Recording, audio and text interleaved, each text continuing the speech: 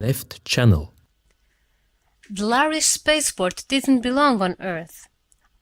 Bart still had thought that a long time ago when he first saw it. He had been just a kid then, 12 years old, and all excited about seeing Earth for the first time. Earth, the legendary home of mankind before the age of space, the planet of Bart's far-back ancestors. And the first thing he'd seen on Earth when he got Right off the channel. starship was the Lowry spaceport. And he thought, right then, it doesn't belong on Earth. He had said so to his father, and his father's face had gone strange, bitter and remote. "A lot of people would agree with you, son," Captain Rupert Steele had said softly. "The trouble is, if the Lowry spaceport wasn't on Earth, you wouldn't be on Earth either. Remember that." Bart remembered it, 5 years later, as he got off the strip of moving sidewalk. He turned to wait for Tommy Kendron, who was getting his baggage off the center strip of the moving roadway.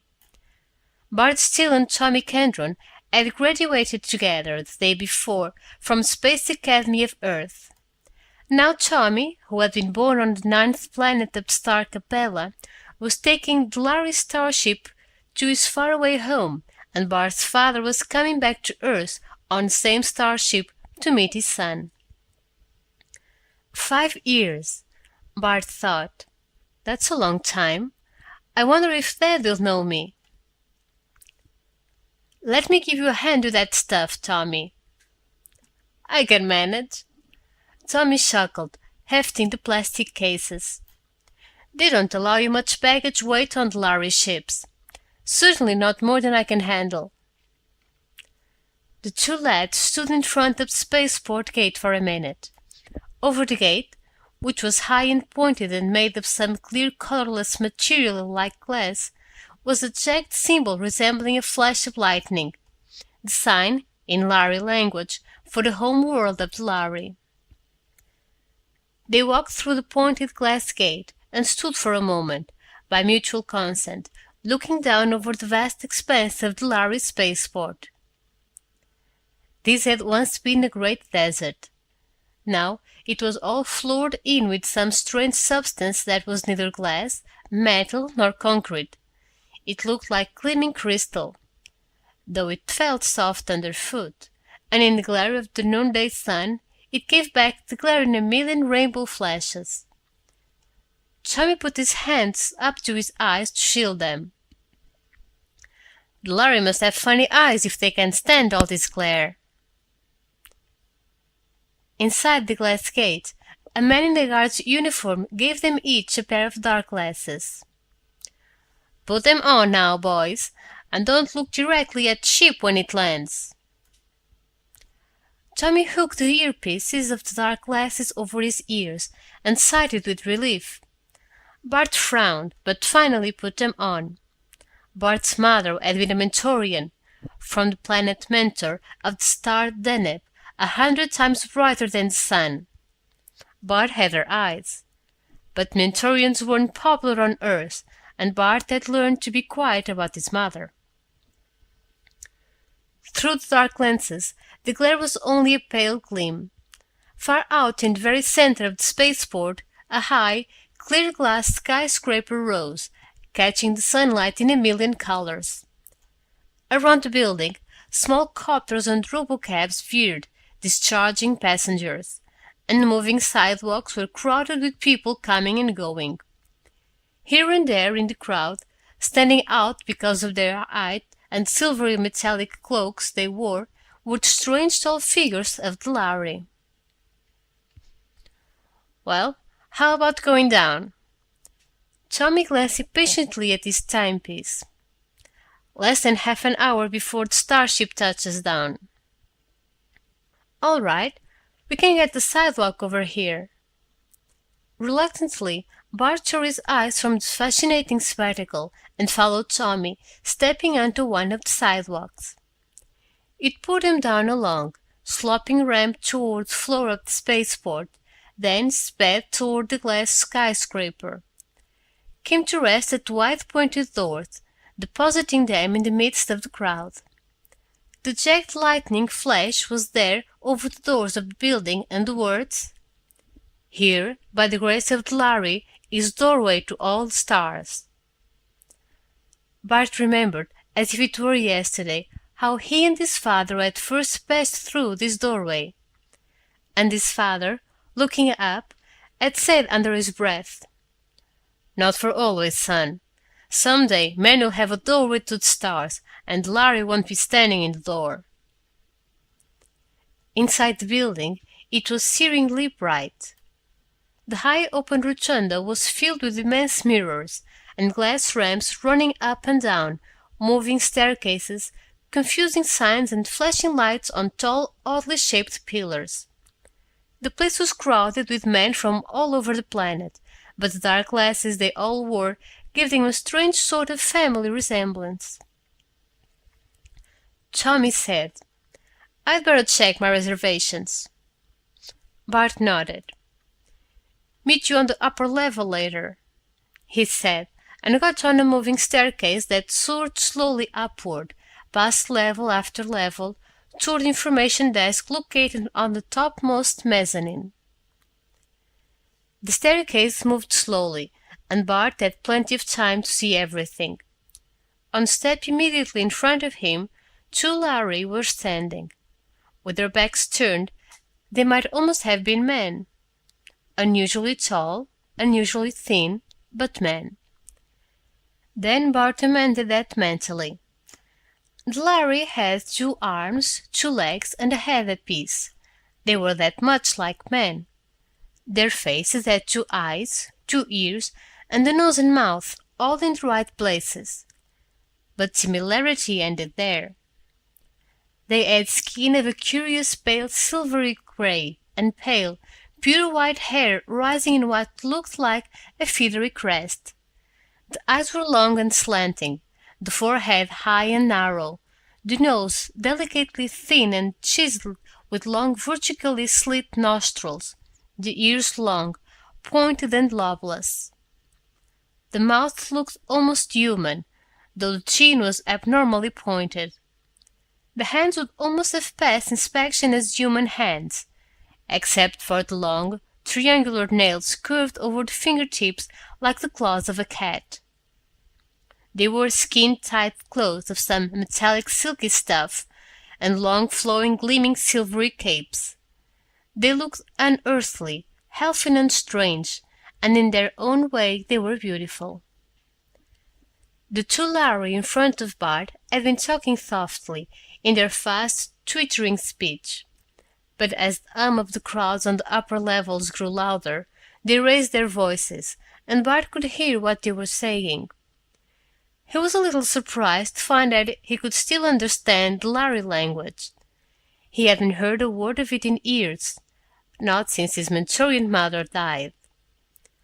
The Lhari would never guess that he could understand their speech. Not one human in a million could speak or understand a dozen words of Lhari, except Mentorians.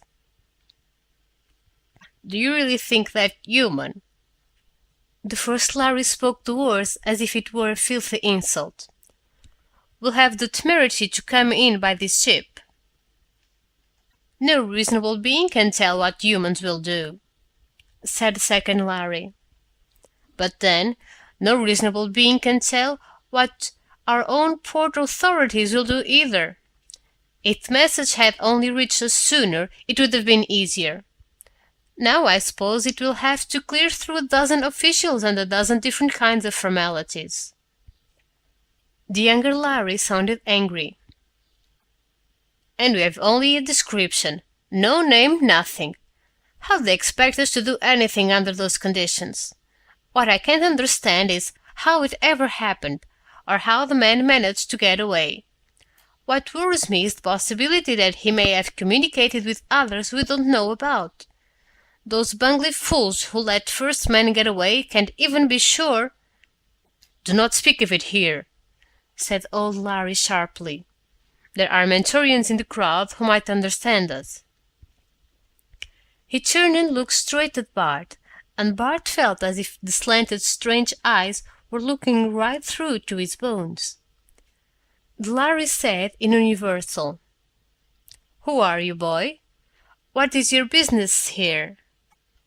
Bart replied in the same language politely. "My father's coming in on this ship. I'm looking for the information desk."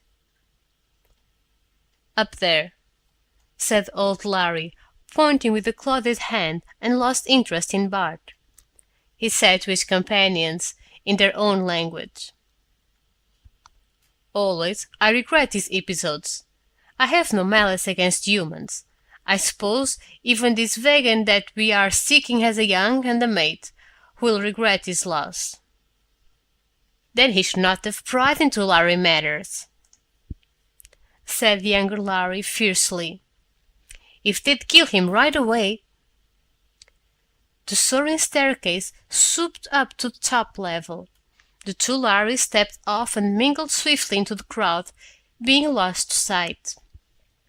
Bart whistled in dismay as he got off and turned towards the information desk.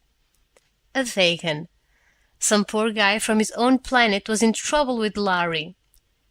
He felt a cold, crawling chill down his insides. The Larry had spoken regretfully, but the way they speak of a fly they couldn't manage to swat fast enough. Sooner or later you had to get down to it. They just weren't human. Here on Earth, nothing much could happen, of course. They wouldn't let Larry hurt anyone. Then Bart remembered his course in universal law. The Larry spaceport in every system, by treaty, was Larry territory. Once you walked beneath the lightning flash sight, the authority of the planet ceased to function.